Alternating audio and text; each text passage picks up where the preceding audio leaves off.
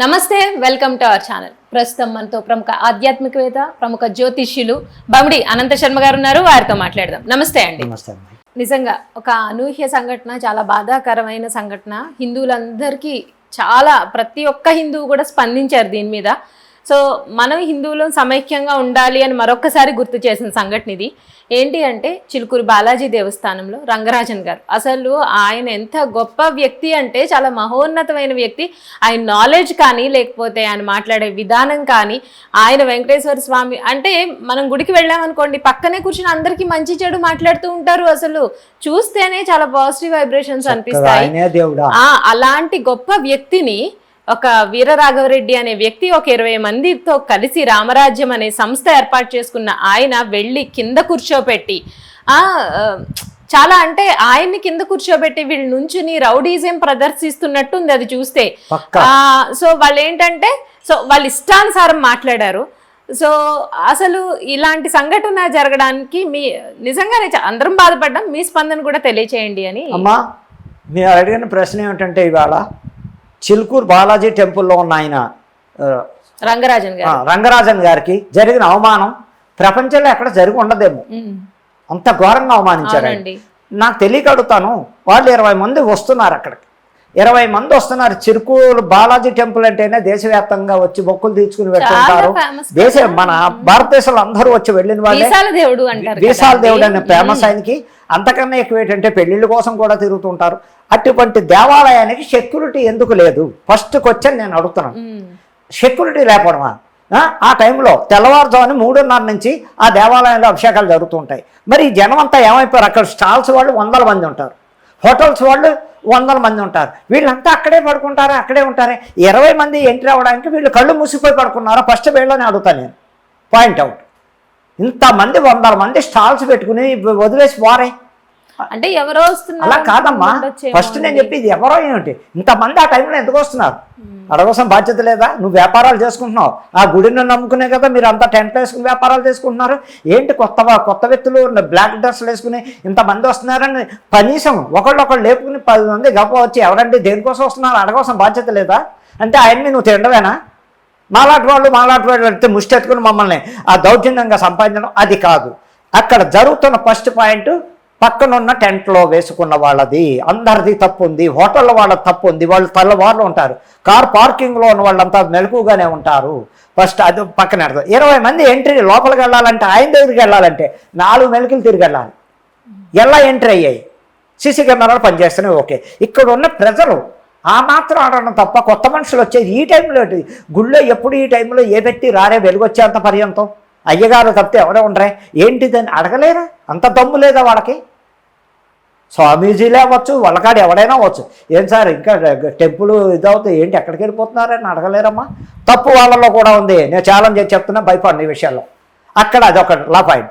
లోపల టెంపుల్లో వీడు ఇంతమందితో చొరపడ్డాడు, ఓకే. చొరపడి అటువంటి మహానుభావుడిని సాక్షాత్తు 7 కొండల వాడెంతో ఆ మహానుభావుడు అంతా దేశమంతా ఆయన పాదాభివందనం చేస్తారు. ప్రదక్షిణాలు చేయగానే అయ్యగారికి చక్కగా సేవ చేస్తే ఆయన ఆశీర్వదిస్తాడు. అదే ఆ మహానుభావుడు మనకిచ్చే వరప్రసాద్.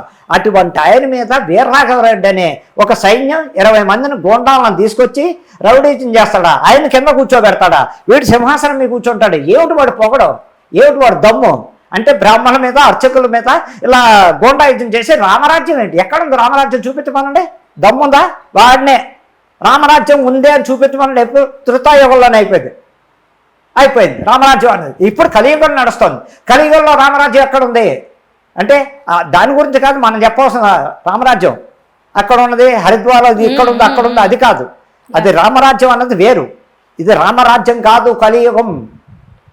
రామరాజ్యంలో రామచంద్రమూర్తి వేయలేడు. ఇప్పుడు ఎవడ వెళ్తున్నాడు? ఎవడున్నాడు చెప్పమన్నాడు? కలియుగంలో అన్ని అధర్మాలు. అదొకటి పాయింట్. ఆయన ఇక్కడ ఒక్క చోటే చేయలేదే, కోటప్ప కొండ మీద చేశాడు దౌర్జన్యం, ఇంకో 2-3 గుళ్ళల్లో దౌర్జన్యం. ఏమిటి వీడు గొప్పతనం అంటే వీళ్ళ మీద సంపాదించండి. పైగా దీని మీద నువ్వు అందరికీ మత ప్రచారం చేయి, రామరాజ్యం గురించి వచ్చిన భక్తులందరూ నిన్ను కూర్చోబెట్టు, ఆయనకి వచ్చిన వాళ్ళని ఇందులోకి కలుపు, మనిషికి 20,000 జీతం ఇప్పిస్తాను నేను. ఎవడప్ప సొమ్మనిస్తావు? ఎవరి దగ్గర నుంచి తీసుకిస్తావు నువ్వు డబ్బు?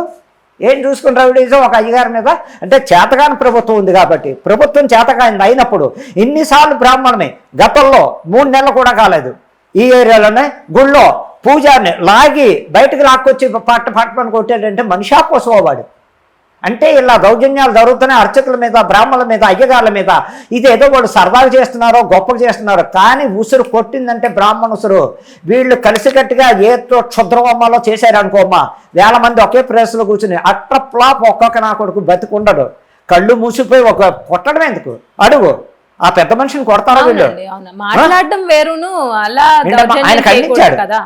ఆయన తల దించుకుని పాపం కూర్చోబెట్టి నేను చెప్పడం ఏంటి, అది నా చేయవలసిన పని కాదని డైరెక్ట్ గా మాట్లాడాడు ఆ పెద్ద మనిషి. అందుకు కొడతావా? చెంపమి కొట్టి కాళ్ళని కొట్టి తోసేసి అందులో నువ్వు వాడి ముందు ఇటువంటి చైర్లో కూర్చొని నీ కాళ్ళ దగ్గర కూర్చోబెట్టి కూడా వాడు మనిషా పశువా?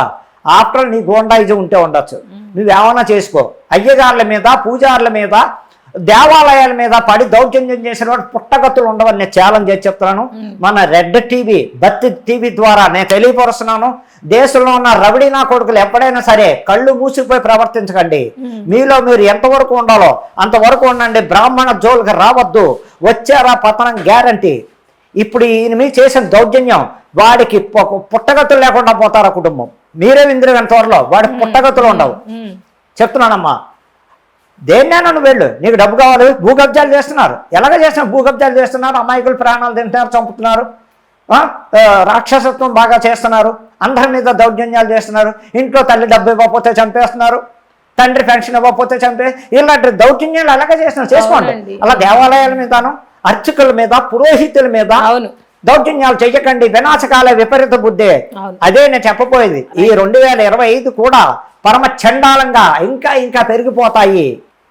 తప్పదు. ఎవరి మీద? బ్రాహ్మణ మీద ఇంకా అరాచకాలు జరుగుతాయి. అది ఎదిరించాలంటే ముందే ఈ బ్రాహ్మణ సంఘాలన్నీ శాఖ పట్టింపులు కాదు, ఏది కాదు, అందరూ కలిసినట్టుగా రండి.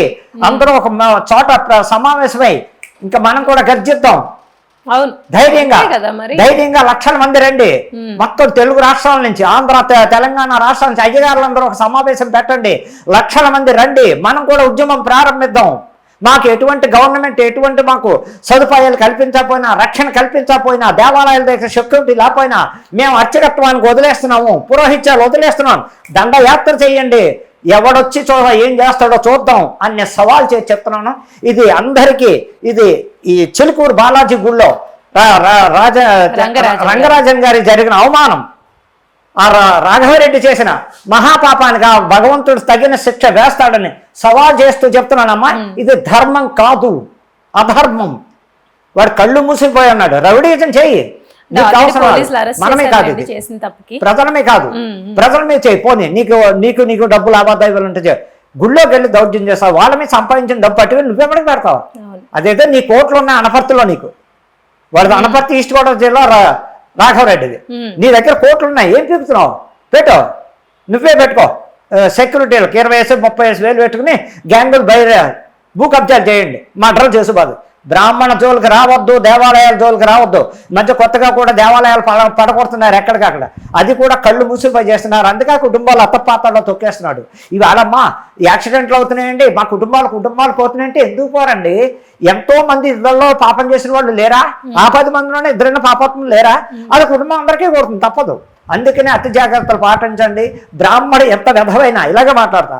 బ్రాహ్మడు ఎంత వ్యధవచ్చు, ఆయన్ని మనం దూషించకూడదు. పెద్దవాళ్ళు మనం వాళ్ళు పాటలు పడతారు, ఆయన తాగితే నాకే ఏం చేసుకుంటే బ్రాహ్మణత్వాన్ని బ్రాహ్మణ విలువిచ్చి మనం ఆయనకు నమస్కారం చేయడం వల్ల చాలు పుణ్యం. మీరు పెట్టద్దు, వాళ్ళని పోషించక్కలే, వాళ్ళు బతుకుతారు. కానీ వాళ్ళు గౌరవించడం నేర్చుకోండి. దేవాలయాల మీద, అర్చకత్వం మీద తొందరపాటు వద్దు. కానీ ఈ ఎఫెక్ట్ రాఘవరెడ్డికి ఏ కీడు తిరుగుతుందో నా కొడుకు కుక్క బతుకు పడుతుంది నేను సవాల్ చేస్తూ మన రెడ్ బత్తి టీవీ ఛానల్ ద్వారా తెలియపరుస్తున్నాను. అందరూ అర్థం చేసుకోండి అని నేను నమస్కారం చేస్తూ చెప్తున్నాను. ధన్యవాదాలు.